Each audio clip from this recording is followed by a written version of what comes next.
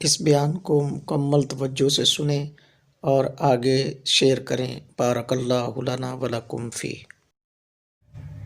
حضرت سیدنا زید بن اسلم رضی اللہ تعالیٰ عنہ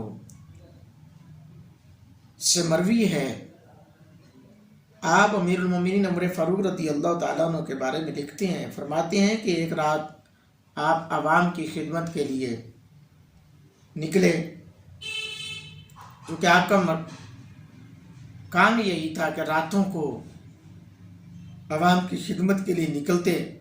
تو اس رات بھی نکلے تو آپ نے ایک گھر میں دیکھا چراغ جل رہا ہے اور ایک بوڑھی عورت اون کاٹ رہی ہے، اور اون کاٹتے ہوئے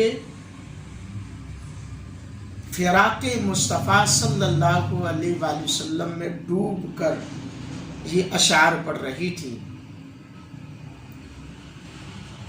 علی محمد صلاۃ الابرار صلی علیہ طیبون الاخیار۔ کون؟ صحابیہ۔ وہ عورت حضور کی بارگاہ میں یہ اشعار پڑھ رہی تھیں کہ محمد صلی اللہ علیہ وسلم، میری جان جانا صلی اللہ علیہ وسلم پر اللہ کے تمام ماننے والوں کی طرف سے سلام ہو، اور تمام متقیوں کی طرف سے بھی۔ اور اگلا شعر تھا، قاضی ایاز لکھتے ہیں کہ آپ راتوں کو اللہ کی یاد میں کثیر قیام کرنے والے اور سحری کے وقت آنسو بہانے والے تھے۔ اے افسوس، اسباب موت متعدد ہیں، کاش مجھے یقین ہو جائے کہ روز قیامت مجھے آقا کا قرب نصیب ہو سکے گا، قیامت کے دن مجھے حضور کا قرب نصیب ہو سکے گا۔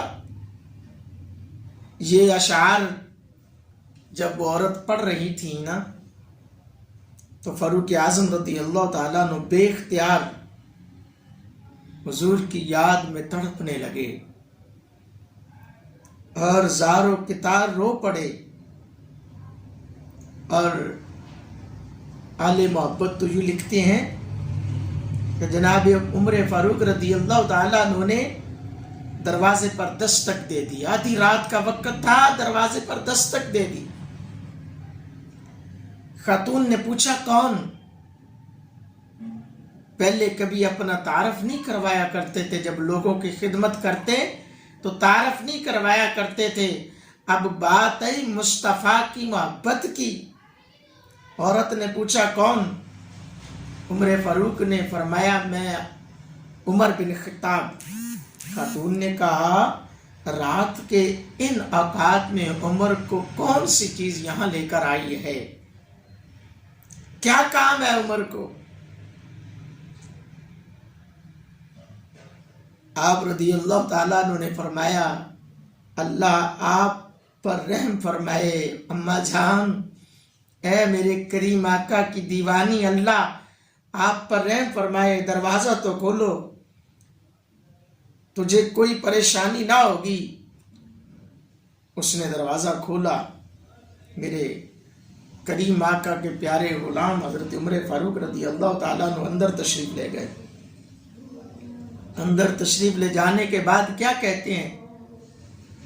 کہتے ہیں اے اماں جان، پہلے تو میں باہر کھڑا ہو کر وہ اشعار سن رہا تھا، میرا دل کرتا ہے، میری محبت کہتی ہے کہ وہ اشعار دوبارہ سناؤ۔ اس نے جب دوبارہ اشعار پڑھے نا، تو آپ کہنے لگے ان اشعار میں مجھے بھی اپنے ساتھ شامل کر لے، اور یہ کہے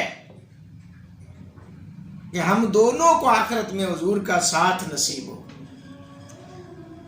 اور اسے اے معاف کرنے والے عمر کو معاف کر دے۔ اللہ اکبر۔ حضرت سلیمان منصور پوری کہ بقول حضرت سیدنا عمر فاروق رضی اللہ تعالیٰ عنہ اس کے بعد چند دن تک بیمار رہے اور صحابہ کرام رضوان اللہ تعالی علیہم اجمعین آپ کی عیادت کے لیے آتے رہے۔ صحابہ کرام کے نزدیک یہی ایمان تھا، یہی دین کہ وہ کسی بھی شے سے حضور صلی اللہ علیہ وسلم کی نسبت کے بغیر اپنا تعلق قائم نہیں کرتے تھے۔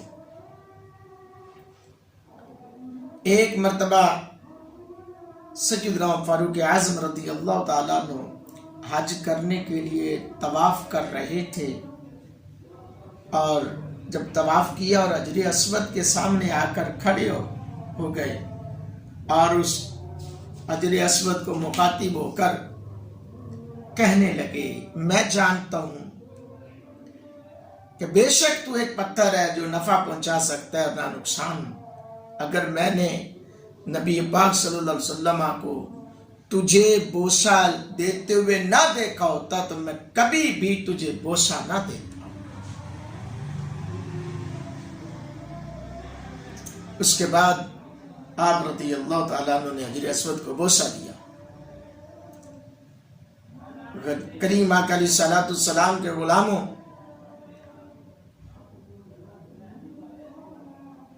حضرت سیدنا فاروق اعظم اور حضرت سیدنا صدیق اکبر، ان کی ایک خاصیت ایسی تھی کہ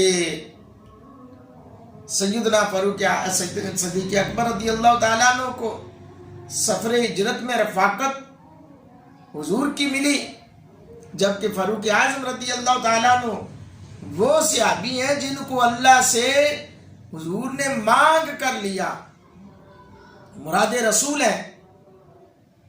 اور ان جلیل القدر صحابہ کو صحابہ کرام رضوان علیہم اجمعین کی عظیم جماعت میں کئی دیگر حوالوں سے بھی اہمیت حاصل ہے۔ حضرت انس رضی اللہ تعالیٰ عنہ فرماتے ہیں کہ حضور علیہ الصلوۃ والسلام اپنے مہاجر اور انصار صحابہ کرام کے جرمٹ میں تشریف فرما ہوتے اور حضرت ابوبکر اور عمر رضی اللہ تعالیٰ عنہ بھی ان میں ہوتے تو کوئی صحابہ میں سے کوئی بھی صحابی حضور علیہ الصلوۃ والسلام کی طرف نگاہ اٹھا کر نہ دیکھتا، البتہ ابوبکر اور فاروق اعظم رضی اللہ تعالیٰ عنہما حضور علیہ الصلوۃ والسلام کے چہرے انور کو مسلسل تکتے رہتے اور حضور ان کو دیکھتے رہتے۔ یہ دونوں حضرات رسول اللہ صلی اللہ علیہ وسلم کو دیکھ کر مسکراتے اور خود حضور علیہ الصلوۃ والسلام ان دونوں کو دیکھ کر تبسم فرمایا کرتے تھے۔